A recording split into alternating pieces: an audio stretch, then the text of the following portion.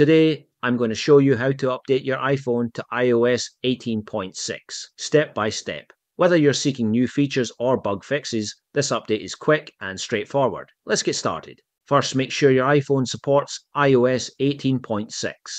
If you're already on iOS 18, you're good to go. iOS 18.6 is a minor update, so any iPhone running iOS 18 can install it. Now let's update. Open Settings. Tap General. Tap Software Update.